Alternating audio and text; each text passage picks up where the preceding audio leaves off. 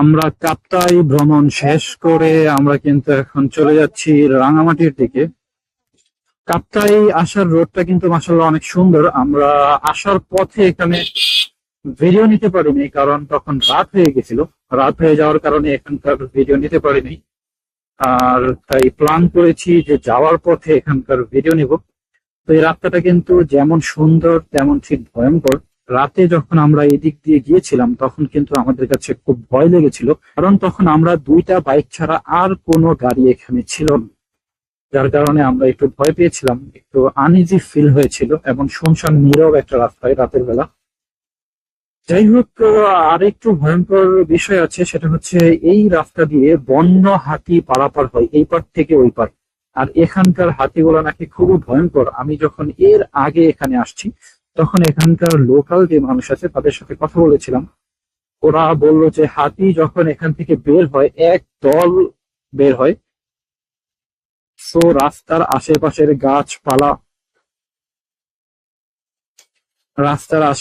গাছপালা সব ভেঙে ফেলে এবং দল বেঁধে চলাচল করে এদিক দিয়ে। তো এখানে কিন্তু মানুষকে সতর্ক করার জন্য সাইনবোর্ড দেওয়া আছে যে বন্য হাতি চলাচলের রাস্তা, সবাই সতর্কতার সহিত চলাফেরা করুন।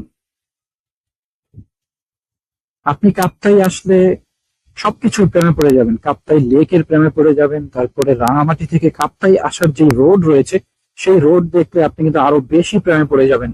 পাহাড়ি উঁচু নিচু আঁকাবাঁকা রাস্তার সৌন্দর্য এত বেশি সেটা খালি চোখে না দেখলে আসলে উপভোগ করা যায় না। তবে একটু সাবধানতার সহিত রাইড করতে হয় এখানে।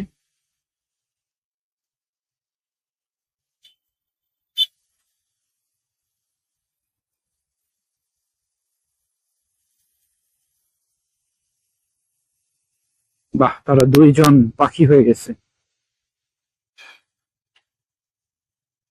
আমার ডানে রয়েছে জুনকিং ইকো রিসোর্ট। এর আগে যখন আসছি তখন যাওয়া হয়েছিল এটার ভিতরে। আসাম বস্তি এখান থেকে এখনো 16 কিলোমিটার। আমরা এখান থেকে সোজা চলে যাব রাঙামাটি। রাঙামাটি গিয়ে রাঙামাটি পর্যটনে যাব। ঝুলন্ত ব্রিজ রয়েছে যেখানে, সেখানে কিছু ভিডিও নিব, ছবি নিব। দেন রাঙামাটি থেকে আমরা ব্যাক করব ঢাকার উদ্দেশ্যে।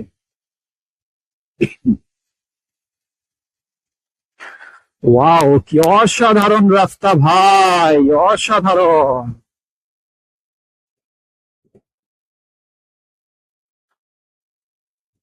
যদি আমরা ভাগ্যক্রমে হাতির দেখা পেয়ে যাই তাহলে তো কপাল অনেক ভালো। মনে হয় না পাবো। আসলে কাপ্তাইয়ের প্রত্যেকটা জায়গা সুন্দর, প্রত্যেকটা জায়গা। আপনি কাপ্তাইয়ের যেই জায়গাতে যাবেন,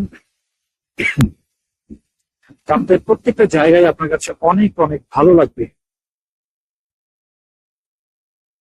সাধেই কি আর রূপের রানী বলা হয়েছে আমার এই সোনার বাংলাকে? সত্যিই রূপের রানী। ওয়াও, কার না ভালো লাগে এমন পাহাড়ি আঁকা বাঁকা উঁচু নিচু রাস্তায় রাইড করতে। ভাই, ঘরে বসে থেকে কি করবেন? ঘরে বসে থেকে কি করবেন হাজার হাজার টাকা দিয়ে, যদি একটু ঘুরতেই না পারেন মন খুলে? টাকা না জমিয়ে রেখে আপনারা ঘুরতে চলে আসুন। আসলে ঘুরতে কিন্তু খুব বেশি টাকা লাগে না, অল্প কিছু টাকা হলে আপনারা ঘুরে বেড়াতে পারবেন। শুধু একটু সময়ের অপেক্ষা, সময় হাতে নিয়ে চলে আসুন একটু ঘুরতে। শেষ বয়সে কোটি কোটি টাকা দিয়ে কোনো লাভ নেই যদি এই বয়সে আপনি সামান্য কিছু টাকা ব্যয় করে ঘুরতে না পারেন, আপনার মনকে যদি প্রশান্ত করতে না পারেন, তাহলে আপনার এই টাকার কোনো মূল্যই নেই। আপনার টাকা সম্পূর্ণ মূল্যহীন হয়ে যাবে।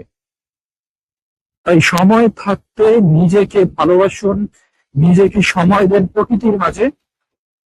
এখানকার দোকানগুলোতে কলা রয়েছে খুব সুন্দর, একদম গাছ পাকা মনে হচ্ছে। ওয়াও, কাপ্তাই, মাথা নষ্ট।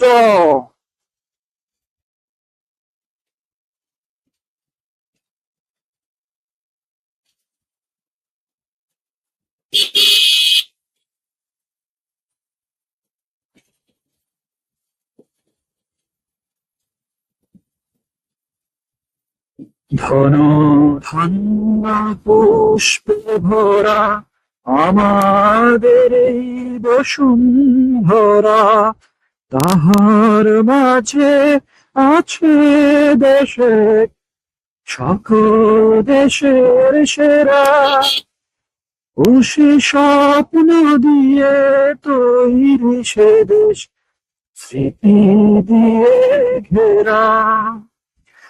এমন দেশ তুই কোথাও খুঁজে পাবে না কো তুমি, সকল দেশের রানী সে দেশ আমার জন্মভূমি, সে যে আমার জন্মভূমি, সে যে আমার জন্মভূমি। I love Bangladesh, I love Kapptai.